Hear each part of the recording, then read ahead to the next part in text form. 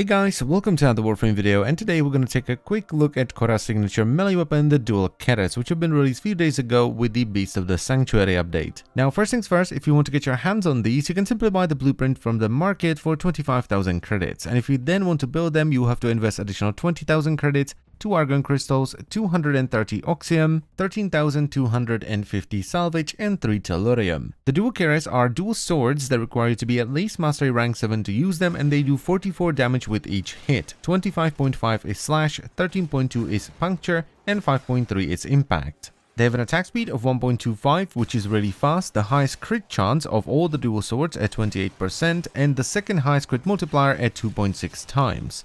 They also have a decent 14% status chance, block 60% of the damage, which is okay, and they have a dash polarity in the stance sword, which matches crossing snakes and carving mantis.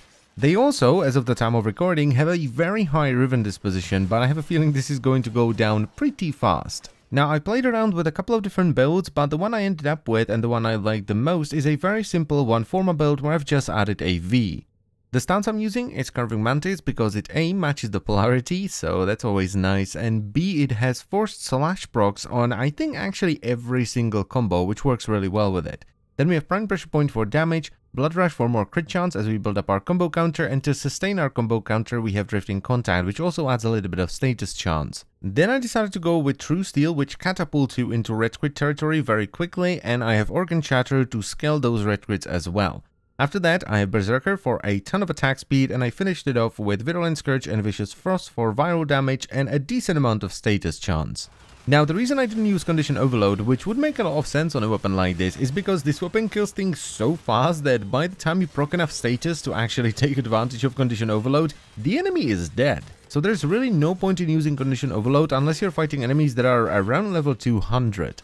And I didn't use Reach or Prime Reach because the range of the weapon is so short it actually feels like a waste of a mod slot because it doesn't add an awful lot of range. That's basically the only downside of this weapon, the short range. Everything else is just fantastic.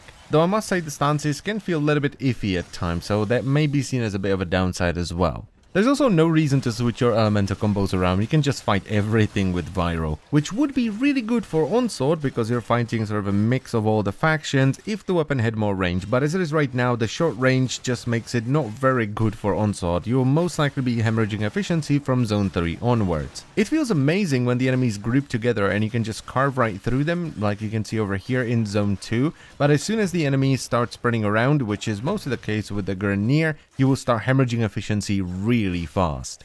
But that doesn't mean the weapon is bad. Most weapons aren't good for Onslaught. It's actually quite the opposite. It is really good. The footage you're watching right now is from today's first sortie, and the performance is quite admirable considering that the enemies have augmented armor and I only have 2 dual stat mods worth of elemental damage here. So most of the damage the weapon does, which is physical, is being mitigated by the enemy armor. This thing is a beast, which is why I was quite surprised when I saw that it was given strong riven disposition to start with, because if you have a really well-rolled riven, this thing is going to be a monster, because it's already really good, even without a riven. So unless you're really bothered by weapons with short range or just don't like dual sword stances, I would highly recommend you pick this up, especially since it only requires mastery rank 7 and it's relatively cheap as well. And I don't think there is much else to say about this, it's just a really good weapon, so I thank you very much for watching as always guys, I hope you've enjoyed the video and it was helpful, and I will see you next time, bye bye.